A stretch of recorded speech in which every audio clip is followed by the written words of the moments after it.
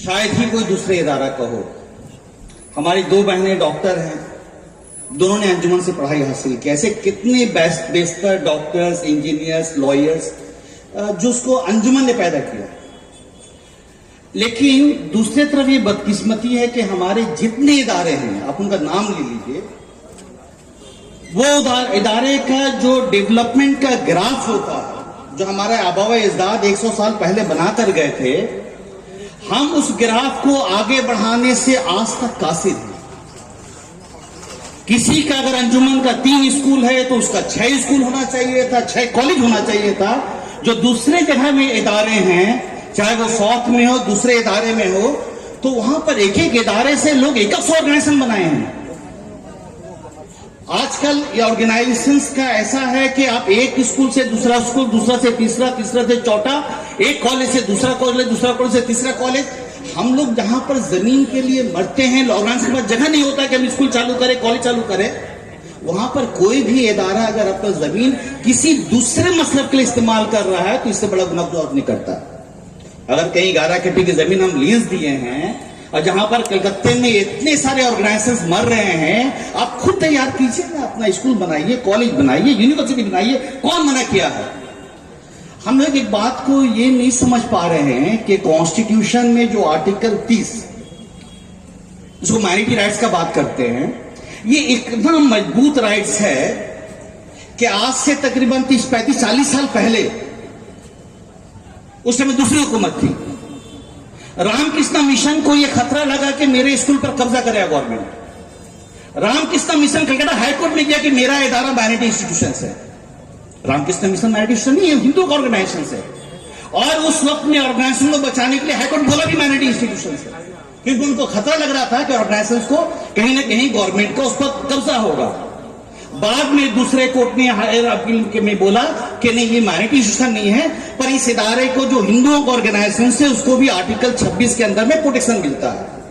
तो आर्टिकल 30 के अंदर में माइनॉरिटी इंस्टीट्यूशन को जो प्रोटेक्शन मिलता है, ये एक ऐसा लाजवाब तोहफा हमारे लिए संविधान में है, जिसको कुछ ही इदारे अब तक शामिल कर सके हैं, काम में ला सके हैं। उसको कैसे और बड़ा कर पाए, हम लोग नहीं कर पा रहे।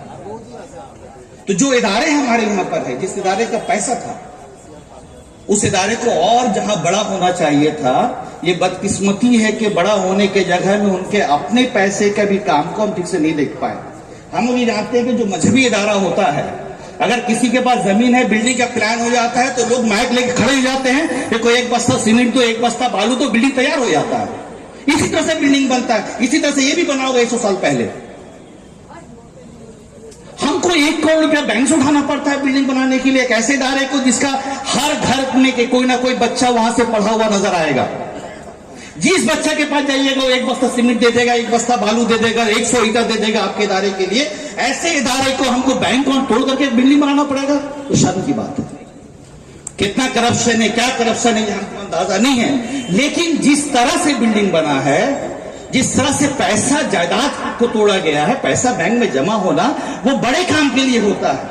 हम हंस सकते थे अगर 100 करोड़ में यही अंजुमन इदारा सोचता है कि जाकर के 50 मीटर दूर में हम जाकर के 100 एकड़ जमीन लेंगे, यूनिवर्सिटी बनाएंगे। लोग तहे दिल से शुक्रिया मनाते कि 1 करोड़ रुपए से आप 1 और 2 करोड़ रुपए मिलाकर के 100 एकड़ जमीन खरीदे हैं और इसी नाम से यूनिवर्सिटी बनाने जा रहे हैं। पूरे बंगाल के अवाम, पूरे कलकत्ता के अवाम आपको चंदा देकर के यूनिवर्सिटी का पैसा देते हैं।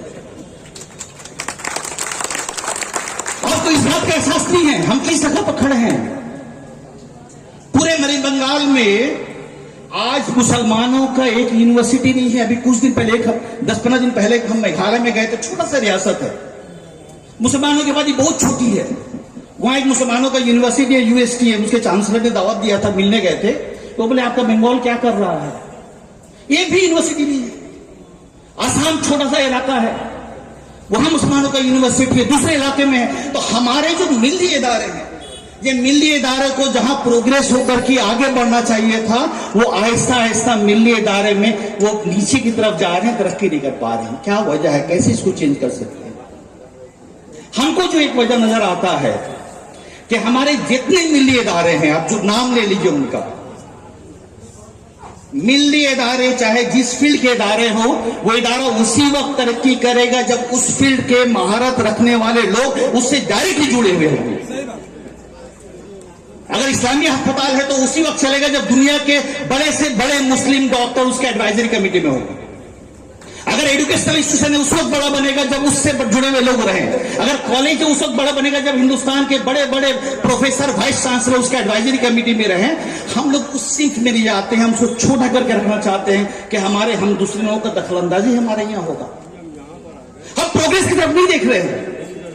दूसरे यूनिवर्सिटी के लोग को बुलाते हैं, बुलाकर बोलते हैं कैसे अपने लॉ डिपार्टमेंट को अच्छा करें, एडवाइस करें। इसी तरह से हमारे जो इदारे हैं वो कोशिश कर सकते हैं कैसे हमारा इदारा बड़ा बनेगा, इसके यहाँ पर गामजन होना पड़ेगा। तो जिस लिहाज से हमारा जमीन यूज किया गया, जो भी इदारे का आज कुछ जमीन है उसको कैसे यूज कर सकते हैं। हम बगल में जहां पर तोपसे की जमीन की बात हो रही थी उसके जस्ट बगल में हमारा घर है, वहां से 100 मीटर का फासला है हमारे घर का बचपना से। उस जमीन को देखते हुए, बचपना ठीक नहीं बोलेंगे लेकिन तकरीबन लास्ट 20-22 साल से जमीन को देख रहे हैं, बाउंड्री होने के वक्त से देख रहे हैं। तो उससे लोगों को उम्मीद लगा हुआ था कि अंजुमन जब उस जमीन बाउंड्री हुआ था, उसका भी एक हिस्ट्री है, वो तालाब था पूरा, जमीन बिका तो अंजुमन ने एक जमीन को लिया, जमीन को, अच्छी बात है।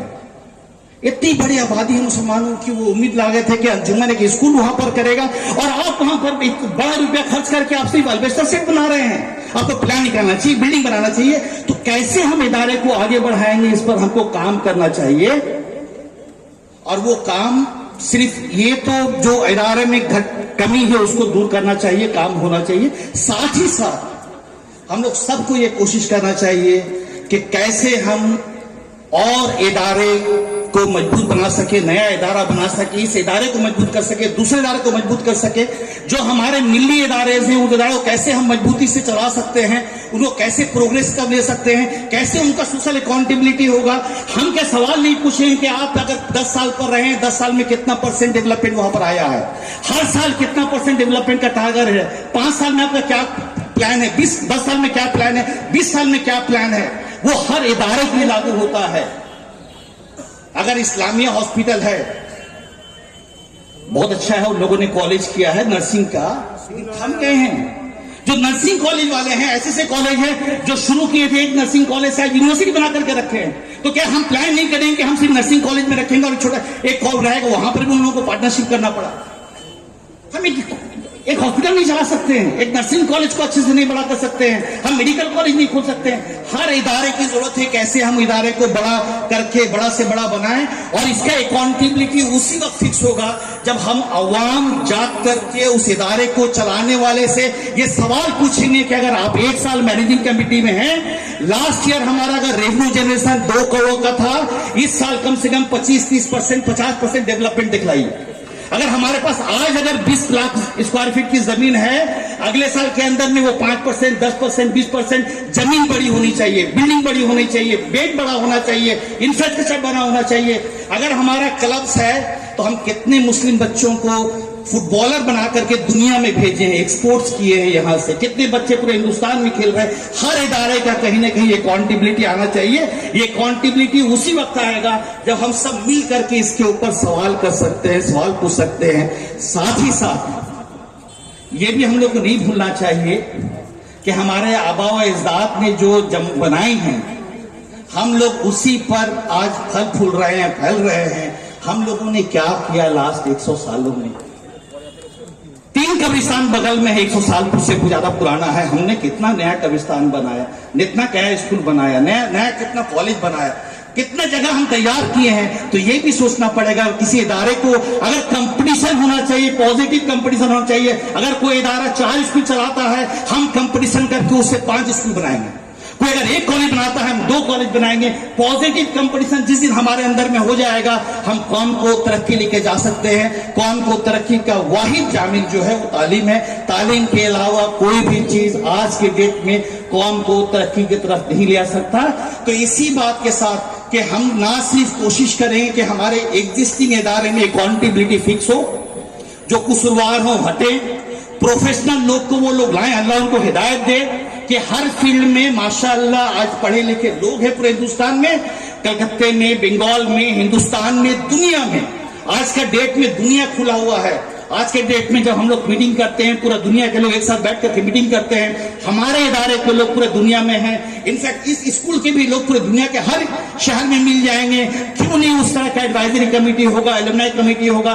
जो जिस फील्ड के लोग हैं वो अपने फील्ड में जिम्मेदारी लें और इदारे को तरक्की दें। और साथ ही साथ हम लोग सब कोशिश करें कि आने वाले दिनों में ना कि हम इसको बचाएं बल्कि और भी ज्यादा से ज्यादा बड़े पैमाने पर इस इदारे को तरक्की के लाएं और दूसरे इदारा बनाए। जो भी इदारा आता है उसको तरक्की के राह पर दें, ताकि तालीम के मैदान पर हम जिस तरह से पिछड़े हुए हैं हम उस तरह पिछड़े रहे, हम आगे जाते रहें। ये बात बोलते नहीं बात